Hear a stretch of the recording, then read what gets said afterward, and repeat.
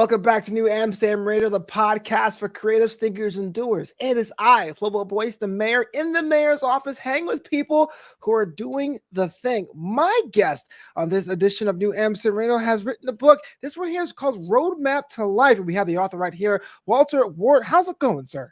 Everything's going very well. I'm glad to be able to speak to you. You know what? Likewise, being able to connect with creatives is why I love to do what I do. But the first top question was the name of the book, Roadmap to Life. I was like, what, is this a manual? Is this a guide? But actually, it's a memoir looking into your life. Talk to me about naming your book that. Well, when the book was written, it wasn't even written as a book. I'm a retired school teacher. I taught school for 39 years. And I retired. And I was sitting home in days just writing. I don't know whether it was journalizing or just writing things down. But as I wrote more and more, then I guess the Holy Spirit or something said, make it a book. And because I didn't have any title, I didn't have anything. I was just writing. And I've never been a writer. I've never been one that writes. But it has ended up as such. And I began to put it together. Then I see what I had, found out what I had written. So that's when I put the chapters in. And it's showing my life, I guess, from being a boy up until the present time. And I'm also a coach. So that's what brought the coaching part in. Okay. And the last chapter of the book is quite revealing of life and things that have gone on in my life. But when I wrote that last part, it was dealing with my 40 years experience in the wilderness. In the Bible, the wilderness is experience for your life. And that's what that was. And it's a whole lot of things that was revealed there that I'm almost sorry that it's in there. But they're all true. And it hurts. It hurts me and it hurts some of my family that it's in there. Yeah. So, but it is, I guess you'd say it is what it is, though I'm sorry. Well, your book comes from a place of someone that's lived seemingly more than one life, multiple lives, and you're an educator, and a lot of times my educator friends have told me, when you're in the thick of it, it almost seems like there's no time to do these things, these projects. What made you decide, you know what, I'm going to get my story on paper? This is the moment, this is the exact moment I decided I'm going to be an author, write my story down. Well, what happened was years ago, while I was still teaching, there were many controversial things going on in my home community. And I used to write articles and put them in the local paper concerning what was going on. There were many horrible stories, racial stories. And I was, as I said, I was a teacher in the area. And once I was out of teaching in the area, I would write about some of the things that were going on with the Board of Education with our Black people in the area. And it was negative, I guess, to the Board of Education. Well, at first, the editor of the paper was enjoying putting my articles in. But then when I put one in that was controversial and I guess he didn't want it to make the Board of Education look bad. Right. So now what happens is that newspaper would come out once a week. So if I put an article in this week, my article would go in this week and the rebuttal would come out after they read it, it would come out the next week. So therefore, my article had its credibility. It had its weight to make both Black and white listen and see what was going on. Well, when I put this particular article in, it didn't come out that way. He held my article. He read my article, but before he put my article in the paper this week that it should have gone, he held my article out, gave it to the Board of Education, and let them read it, and though they know everything was true in it. But as it is, my article was on one line or one space, and theirs was right beside it. So therefore, it lost its flavor, it lost its weight, because he let them read it and put their rebuttal in right with it. When it should have been mine this week, the public could read mine this week. Now they hear what's going on. So now they have to answer next week. So once I saw that, I said, how can I get my information out and not have to go through this? Because the editor, he wasn't true to what he was supposed to be doing. Rather than let me have my seat on today and give them their seat tomorrow, Right. my seat, wait, and put me right with them tomorrow. So Right. then I just started writing the stuff down as it was happening in my area. And that's when it became a book. That's when I was putting a lot of stuff together that had happened. And all this stuff mainly is from memory. Because as you see, as you will read, if you have not read, and I hope you have, you will find that it's talking about things that happened when I was a boy. Well, I'm 69. I mean, I'll be 70 in 2 weeks. So the information, the book just coming out, the information is starting from my childhood. And I've had people that read it to say, how do you remember all of that? How have you remembered? And they also tell me, while reading the book, because they're from the same area, they said they feel like they were right there, in the book, they're right back to where that was when it was going on. These were people my age and older. They said they feel like they're right there with the book or with the actions that is going on as they're going on, not here, 50 years, 60 years later. Right. So that's where the book came from. So you mentioned your upbringing. What was that like for you? I understand everyone has their own challenges. Everyone has a different deck of cards they're dealt. But day to day, week to week, was it advantages? Was it disadvantages? What was that like? You know what?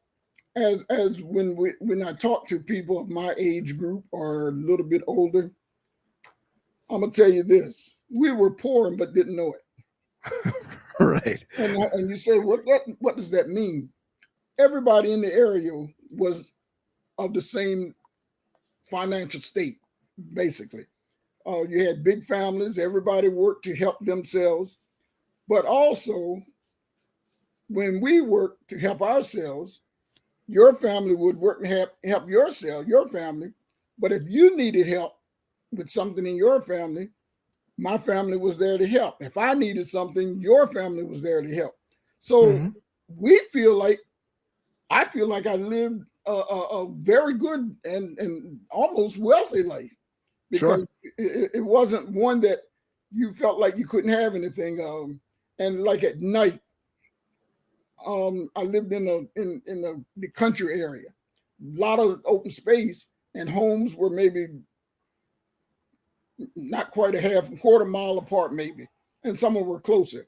But say 10 o'clock, everybody's lights in their house were out by 10 o'clock at night. Even if we didn't have television, so there was no television. But if you looked out and saw somebody's outside light on, because we did have electric, no television. We didn't have electric first when I was a little boy. But if somebody's outside light was on after 9 or 10 o'clock, we had a phone, but a whole lot of people around us didn't have them. Because I was living with my grandmother would have me to get up and walk to that next house that had the light on to find out why that light was on. And usually that meant there was a problem going on. Somebody was sick, somebody needed something. So now the whole community will know what's going on, and then they're all there to help. So that's how the community was. And we played all the sports. In the summer, we played softball, baseball. We played basketball when it was basketball time. We played football. We played everything. And we played on the teams in our school. So I didn't grow up poor, because we didn't always have what we wanted, but I never did go without anything that I needed. And we as young people didn't mind working. In fact, when school was going on, in May is strawberry season, early May. And our school was 7 miles away from us. And during those few days of strawberries, when they were really just opening and they were doing good, we wouldn't even go to school. We'd get up about 5 or 6 o'clock, go pick strawberries, make yourself $3 or $4 because we're only getting 10 cents a quart. Make yourself $3 or $4, then go back home, take your bath. We didn't have running water, so we had tubs and basins. And we take a bath, get on our bicycles, and it would be about 10 or 12 of us. And we'd ride our bicycles to school that day. Nothing that our parents made us do, but we did it because we wanted money in our pockets. So this is the way we did. We picked crop all the summer: tomatoes, beans, strawberries, cucumbers, and that's how we made our money back in the day. And parents didn't have to make us do it. We did it because we wanted money and we want to help our families. What was the money going to? Like snacks, clothes, books, fees? Well, whatever. Okay. Things were, and I told you $3 or $4. Well, $3 or $4 back when I was growing up would go a long ways, because you could take a dime and buy 20 cookies. Right. So you could take a quarter and you think you were rich. So for us, that meant our parents didn't have to take the money from what it took to run the house to give us money to put in our pockets. And if they needed it, they would use the money for the house if that's necessary. So it was good. It was good for us to walk around when we were hanging out. Wasn't no really town. We were on, like I told you, in the country. But if we'd ride our bicycle to the store, we had money. Everybody had their own money. You didn't have to borrow from anyone, and you didn't have to ask parents to give you money. Throughout the course of the book, you touch upon the integration period in this country. White kids, Black kids getting together in public schools. And you go in depth with your experiences. But overall, what was your experience like? Was it as contentious as when I was a kid watching the newsreels? Was it like fights all the time? Was it kind of like we're in the suck together? What was like your experience? Well, I went to all Black school for 11 years. My senior year was when the total integration hit in the area. So that was 69, 70. But from the first grade through the 11th grade, we were all in the same school. It wasn't very large. I guess it might have been 300-400 students in the school from the first through the 12th grades. But we had morals. Teachers, you had to sit there and learn. If you didn't get your work done, you had to stay after school and do your work. When we walked down the halls from class to class, we didn't come out of our room massively and just go. Usually 11th and 12th graders were monitors on the halls. So you had to come out of your classroom, and if you go into another classroom, the monitors were down the middle of the hall. We had to line up in our classrooms, wait till that class that's going by gets by, or if we were going in first, they had to stop until we got out. And you walk down the halls in a straight line. You had to walk all the way down to the end, turn around to come back if your class was on the other side. No talking. But what that was teaching discipline. It was teaching order. When you first got school in the morning, once the bell rang for school to start, we had to come in the room, sit down, and we had devotions. Scripture, prayer. You might sing, give news, and the teacher, we didn't have intercom system. So then the teachers would let us know what was expected for the day. And you sat down and got quiet. So that meant you got discipline, you got order, and you got ready to go to your first period class. And that's how it was. Now, this was for the 7th through the 12th grade. Elementary was on the other end of the building, and we didn't deal with them. You know, once you got in 7th grade, you were a big boy, a big girl. But the little from the 1st through the 6th grade, they stayed in their classrooms, and that teacher was with them all day. But we moved from class to class. So we felt good. We didn't know that we were being trained because it was what we were used to, it was what we were taught. We didn't know that something was wrong with that or right with that, not wrong, something was right with that until my senior year, 69, 70, when schools integrated. We went over to the white school because at that time, all the Black schools were the ones that would become the middle schools. And even though in Chrisfield it would have been that way because the Chrisfield White School was larger. So we went over there and got in those classrooms. Once the bell rang, when we, as the black kids in my class and all the classes, when that bell rang, that means school is to start. All the black kids would sit down, expecting what we were getting when we were at the all black school. Devotion, teachers telling us what's going on for the day. But we as black kids sat down and got quiet. The white kids never did sit down. They were running around, playing, talking, hanging out the windows the whole time. They never did sit down. Well, that became scary to us, to me. And as we've talked about it, see, we were put in a position that we didn't ask for. This was thrown upon us that we had to do it. Mm-hmm. So we sat there, and when the next bell rang to tell you that you go to your first period class, well, all the black kids just sat there because we were sitting there waiting for the teacher to line us up and excuse us to our next class. So when the white kids just grabbed their books and were gone, helter skelter. And my homeroom teacher said, "What's the problem?" And we said, "We're waiting to be excused, line up to be excused." "Oh, no, we don't do that. When the bell rings, you just go." So we all got up, looked at each other first, and got up and went out in the hall, and we're scared to death. We stood up against the wall like, what's going on out here? Because we weren't used to that. We were used to order and structure and discipline. And that right there is what caused the schools to be the way they are today. Because the black schools, we had structure, discipline, order, morals. But when we got to them, they had none. It was just, whoop, go. And it was just like going to the rec center to walk up and down the halls. And that scared us.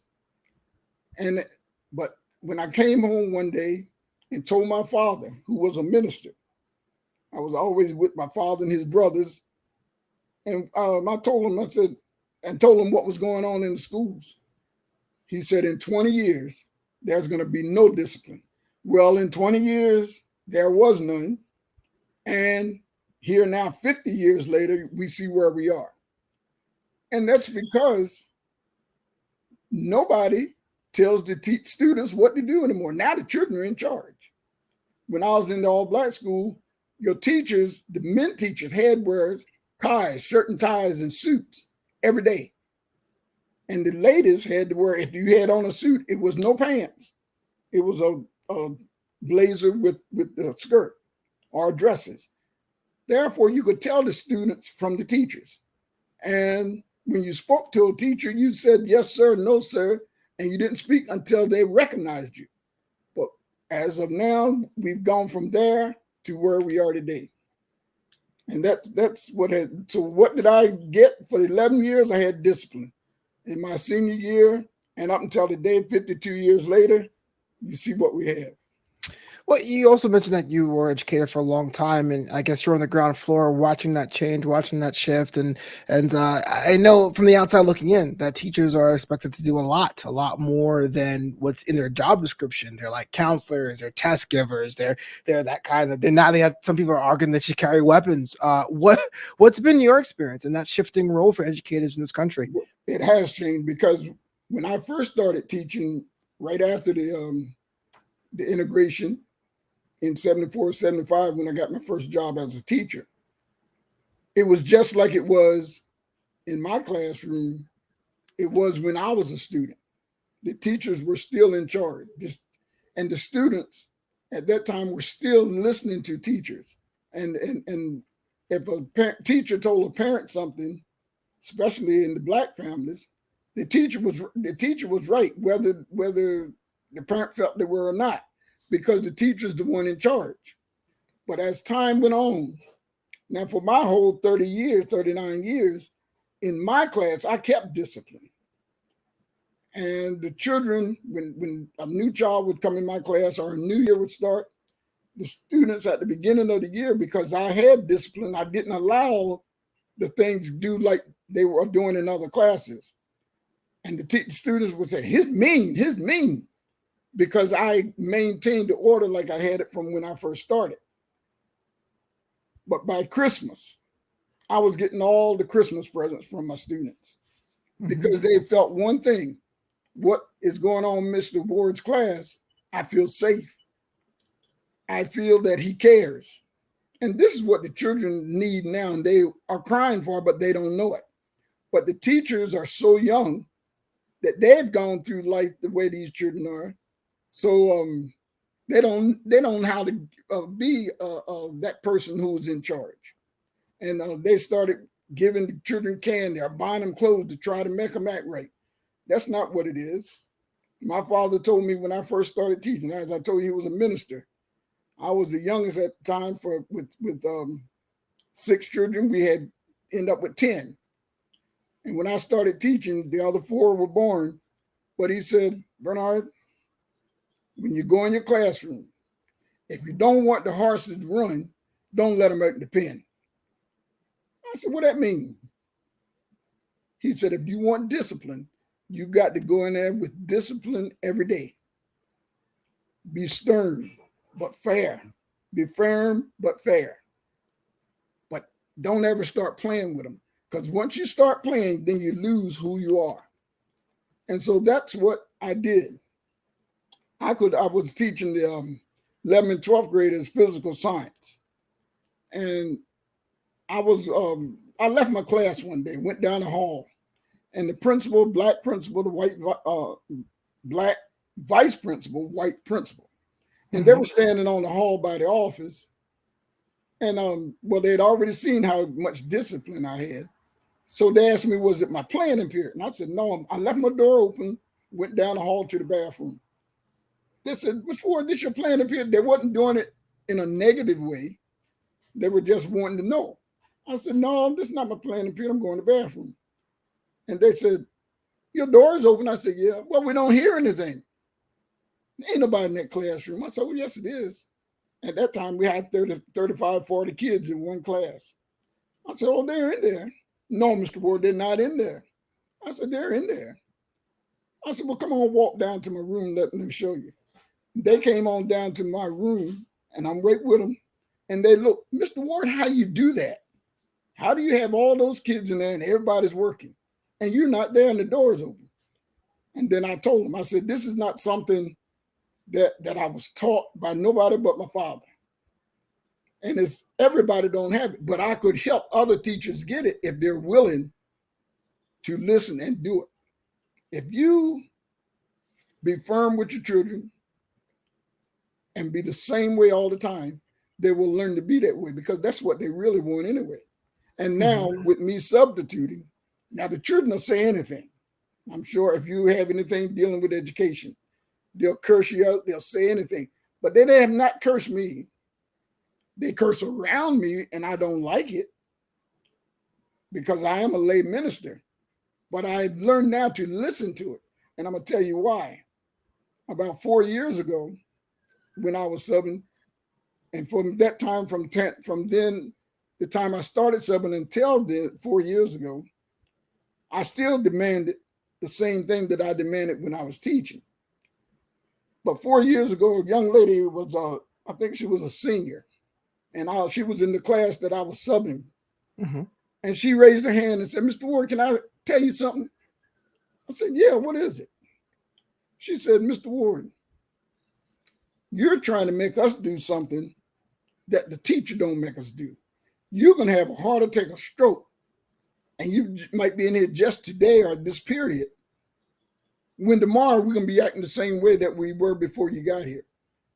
So I had to learn, and that's part I don't like, because that means now I got to compromise who I am. But that's what has happened over the years. The administration have learned to compromise to say, rather than fight that fight of making them be quiet, making them not use the phone, making them not bring water bottles to school, it's easier to let them do it than it is to not make them do it or not allow them to do it. And so I had to compromise. So now when I go into classrooms, They still respect me. But as far as trying to make them be quiet, I don't. I make them all sit down, and you talk to your friends while you're sitting, but you can't get up. I did keep that part because I know once you stand up, you're going to be doing different things. So that's what the change is from the time I started till now. Now they can bring water bottles. They couldn't bring phones. Now they bring phones. They do their work. Somebody give them work on to do, and they use the phone to answer the question. I had a child wasn't talking to me last week. Was talking to her friend. She was in 11th grade, and she said, "I haven't learned nothing since I was in 7th grade." Because it's no whole lot of teaching going on. In some classes there is, in some classes not. Mm-hmm. And this pandemic has changed everything because now everything's on a computer. But they have learned how to get the answers to the questions right on the computer. So they don't even have to do anything. And it's sad. Our future is bleak. So, with Roadmap to Life, a lot of your stories and thoughts have been put to pen to page. What was that like? Did you write when inspiration struck? Was it kind of like a structured thing to get it out by a certain amount of time? What made you decide to do this now? What was the writing process like? Well, as I told you, I just started writing after all that happened. And then after I'd written so much, and it was, well, it's a controversial time, it's racial time. So it inspired me to go back to my childhood and tell about how things were. Then when I looked at the sports, I looked how back in the 50s and 60s when I was growing up for the sports, the white people had the money, so they had those little league teams, and they played white versus white. But then they found we're not winning.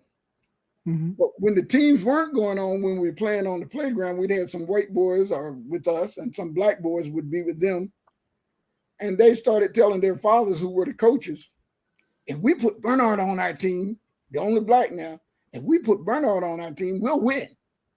So then they started coming to the black communities to get black boys or black girls for the softball or other sports to play on their team.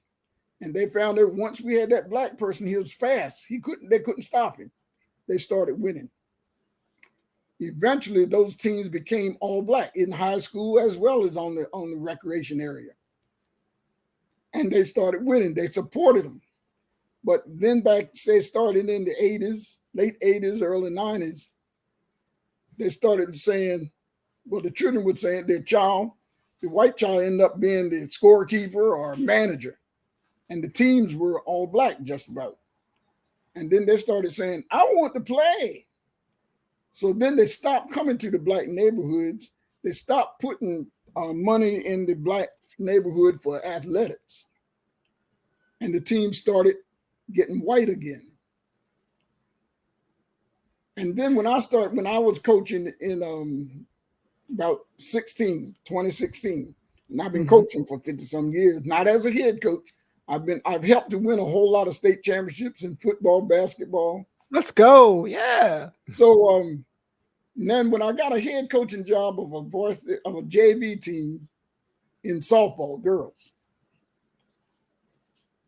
And what they would do, the parents then, you saw how they started fighting. The parents started fighting the coaches, fighting the referees in the 80s and 90s because they felt their children were superstars.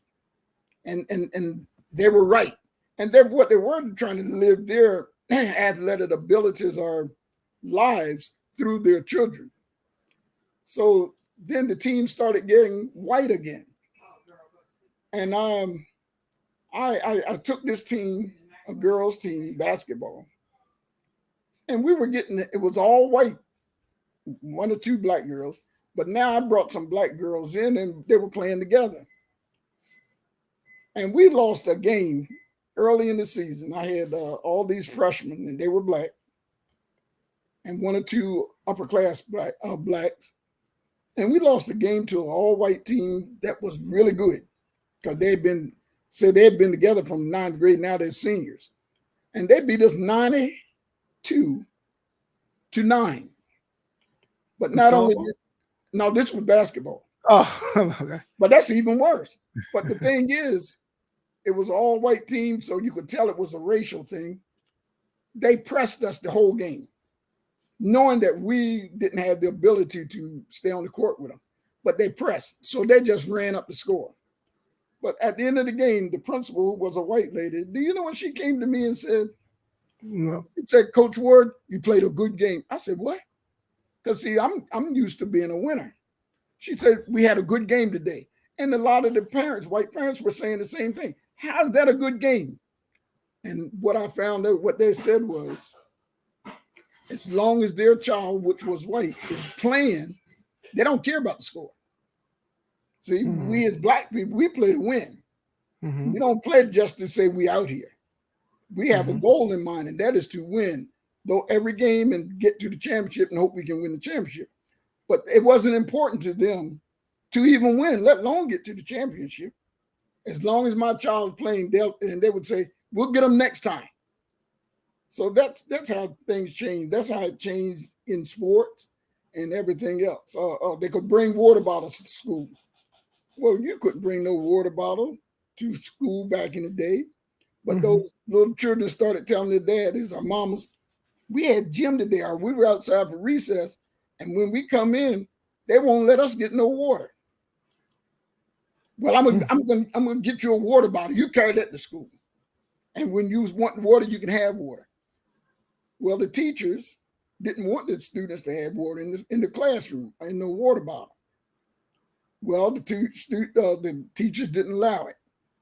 So then the parents went to the teacher and fussed at the teacher because you didn't let my child have a water bottle. Well, the teachers try to stick to their goal. Then that parent goes to the principal. The principal said it's the classroom of the teacher. If they don't want it, they don't have to have it. Now they go to the superintendent. If they want water in there, let them have it, because it's easier to let them have the water bottles than have that fight of not letting them have it. And when they started that, some of those kids were bringing liquor in the water bottle because they had ones that you couldn't see in, and it would be liquor in them. But this is how things change. And now children are in charge because anything they want, they tell the parents. The parents make the principals, make the teachers, and teachers, the principal make the teacher, then the superintendent make the principals. So now that's why things are out of order now. The children are in charge. And that's where we are today. Roadmap to Life available now directly. You can have the notes in the podcast notes. You can get a copy of it. Is there any one thing that you want people to know when they purchase a book from you as they read the pages that they could take away from? Everything in the book is true. It's not a book that was made up, and I put things in there to say this just to make the book sell, even though I'm sorry about some of the things that are in there, but they are true.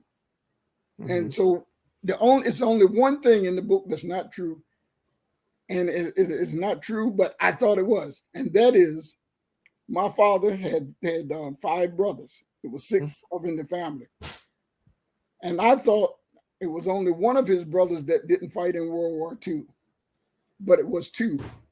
One of my uncles that we thought fought in World War II did not. Okay.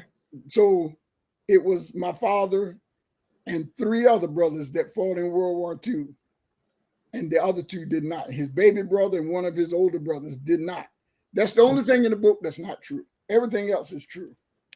Wow. And while I'm talking about World War II, and this is Memorial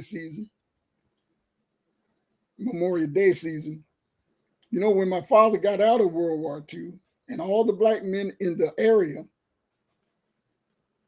when you get out of war, you know, you could go to the Veterans Board or whatever and get money to go to school, build homes, start businesses. When the black men in the area where we're from, when they went to those veteran boards, they were told, we're sorry, we're not giving colored men no money. Well, that put us as black people already behind, because my father at my house, he had 6 children. Well, no, he had 4 when he came out of World War II. He had no home. So they had to go buy a little somebody that had a house. You buy it and move it to your property. We had 2 rooms up and 2 rooms down. The same one, that white guy who came out of the same war with him, had a brand new home, great big home, had money to go to college or start a business. My father had to go working in seafood or farm work, which is nothing wrong with it. But coming from the military with the white man, his counterpart or his buddy who was right beside him in World War II, comes out with a new home and money to go to college, and he comes out, got to go find hustles. So that's what put us behind. But we had to work hard to stay and maintain. Well, thank your family for your service. Roadmap to Life available now. Mr. Ward, thank you so much for being on the show. I appreciate your time here on New Amsterdam Radio. And I appreciate being here. I've enjoyed it, and I hope I didn't dominate or talk too much, but it was my book to be sold, and I'm proud and glad that you took the time to allow me to tell about my book. My pleasure.